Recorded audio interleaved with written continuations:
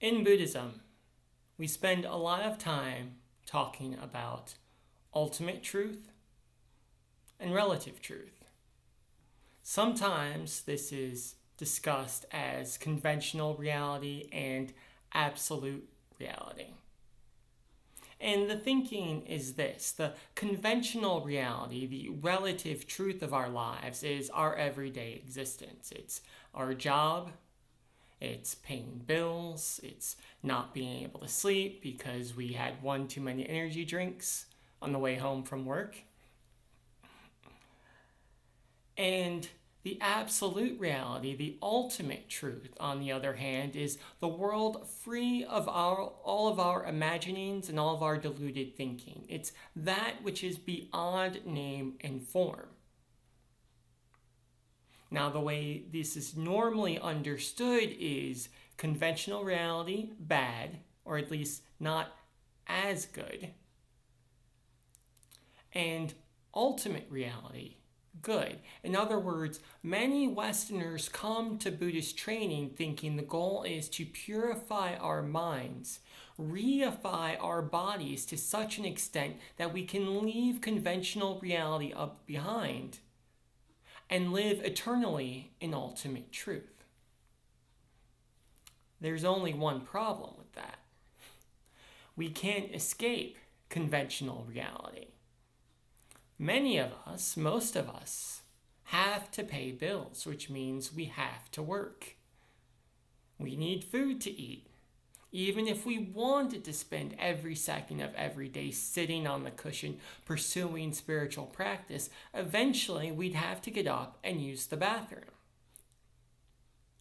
So this creates a problem where we start to feel like we're doing something wrong. Far from making us feel better about our lives, our spiritual practice makes us feel worse. Every time we go to a job, every time we sit down to eat, every time we do anything other than sit on the cushion, we feel like we're failing in some way because we're trapped in conventional reality and not spending enough time pursuing ultimate truth. Now, in addition to all of this, there's another problem with this way of thinking, which is that it's not what Buddhism teaches. In fact, quite the opposite. In the Samdhinirmocana Sutra, we are told that trying to separate ultimate truth from relative truth, trying to pull apart conventional reality from absolute reality, is like trying to separate the color of a conch shell from the shell itself. Think about that for a moment. You're walking along on the beach, you see a white shell. You pick it up and you decide you want to separate the color of the shell, the whiteness of the shell, from the shell itself. Obviously, this is impossible. At best, you'll fail in your attempt, and at worst, you'll destroy the shell in your attempt. Now, this is not to say that the color of the shell and the shell itself are the same. There's a difference between the physical object that you're holding and the color that you're experiencing with your eyes. However, these entities, while different, are inextricably linked in such a way that we cannot experience one without experiencing the other. They cannot be pulled apart. Now, this is true of conch shells on the beach, but it's also true of our everyday lives. Ultimate reality, conventional reality, not the same, but not entirely different. They are inextricably linked with one another. And in the same way that you cannot look at a shell without seeing the color of the shell, you cannot look at your ordinary everyday life without also seeing the absolute, the ultimate reality that's tied up within it. Trying to separate the two is like trying to separate the heat of the sun from the sun itself. It's like trying to experience ocean waves without experiencing the ocean. It can't be done. If we want to learn about ocean waves, we have to dive into the ocean. If we want to learn about absolute reality, if we want to pursue ultimate truth, we have to start by pursuing conventional truth, by living fully in our ordinary everyday life. Far from trying to escape our conventional reality, we need to live in it and learn about it more fully.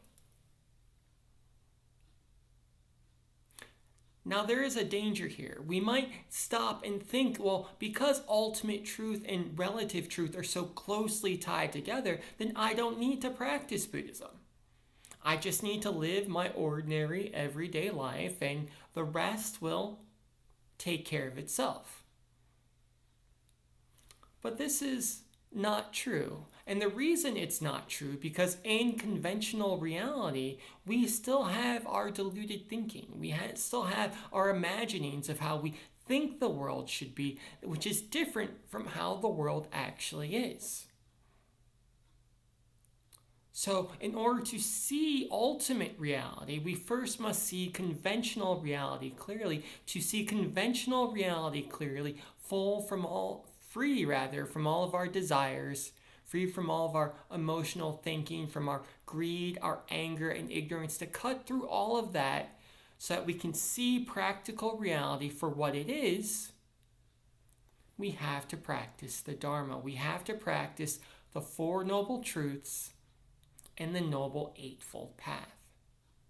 And when we practice right speech, right action, right livelihood, now we're walking on the beach.